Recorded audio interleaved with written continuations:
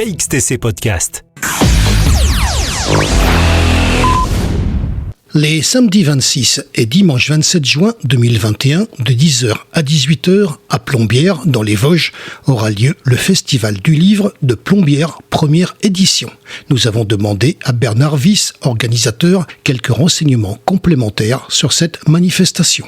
C'est une manifestation qui aura lieu le long de la rue principale de Plombières, qui est une voie très touristique, qui est entourée de nombreux bâtiments historiques, qui va servir de cadre vraiment à un salon très animé, puisqu'il y aura une centaine d'auteurs, une dizaine d'éditeurs, une dizaine d'associations historiques savantes, plus une ou deux revues. Il y a beaucoup de choses et de personnes qui vont être disponibles pour le plus large public possible ces jours-là. Vous en êtes à combien d'éditions de ce salon ?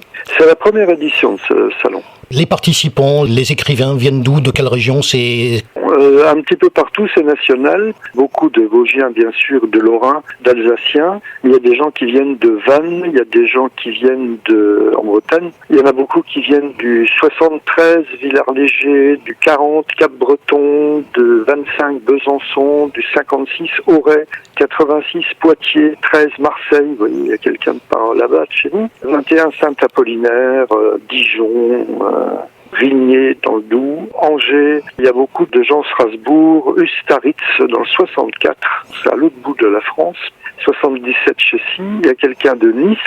C'est un festival quand même qui rassemble, je dis, dans la centaine d'auteurs, des gens d'un petit peu partout en France quand même. Et vous avez justement, vous venez de le dire, la raison pour laquelle des gens d'une autre région s'intéressent à votre... les gens bougent, les gens sont de différentes régions. Vous avez justement des participants de PACA. Dans quel domaine on trouve les exposants, les romanciers, les écrivains ? Ce n'est pas un festival avec une thématique forte sur un sujet ou un autre, comme par exemple les Imaginales, c'est vraiment la littérature de fantasy, romans historiques, etc. Là, ici, c'est plutôt la littérature générale, on va dire, particulièrement la littérature qu'on appelle peut-être à tort blanche, et avec un certain nombre de gens qui interviennent dans des niches. On a pas mal de romans historiques aussi, on a pas mal de romans de littérature pour enfants, du polar, des livres qui touchent à la faune, à la flore, au jardin, des livres de photographes.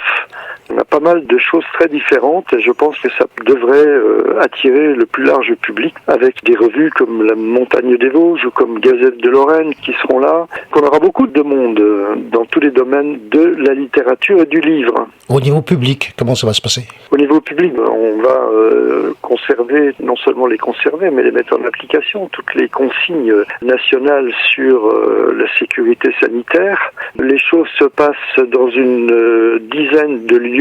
S'il fait très beau, on mettra des gens, des tables dehors. Les 100 auteurs, les assos qui sont invités, etc. seront à l'abri dans des beaux bâtiments, dans des bâtiments intéressants. Comme Plombières, on connaît beaucoup. Puis il y aura des sens de circulation. On est sur la fin, c'est le 26-27 juin. Nous venons de connaître un nouvel épisode de non-confinement, ou de déconfinement plutôt. Le prochain sera le 30 juin, donc on sera juste avant le prochain. Je vous indique quelques auteurs que nous recevons. Parmi la centaine, il y a quelques noms quand même qui sont même très importants, comme Jean-Paul Didier-Laurent, qui est l'auteur du Train de 6h27, qui a fait un carton en librairie il y a 2, 3, 4 ans, qui vient de ressortir un nouveau roman, Malamute.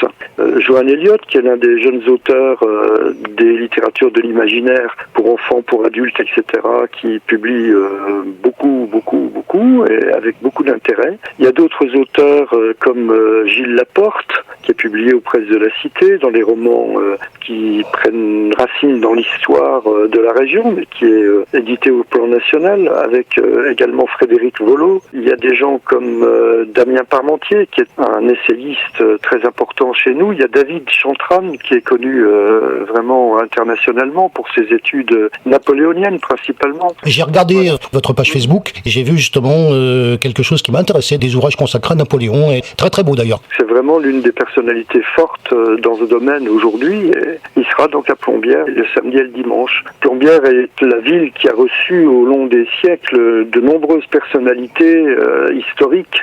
C'est la ville de Napoléon III, c'est l'impératrice Joséphine est venue, les filles de Louis XV, enfin je les donne un petit peu dans le désordre, mais voilà. Les ducs de Lorraine, il y a d'autres gens qui sont passés importants comme Montaigne, Voltaire, Beaumarchais, Musset, Berlioz. Autant dire que cette ville a des titres sérieux pour accueillir dignement un festival du livre. Plombières a ce je ne sais quoi qui fait d'elle un lieu à nul autre pareil. Pourquoi rêver d'un plus bel endroit pour célébrer la littérature vivante en notre époque?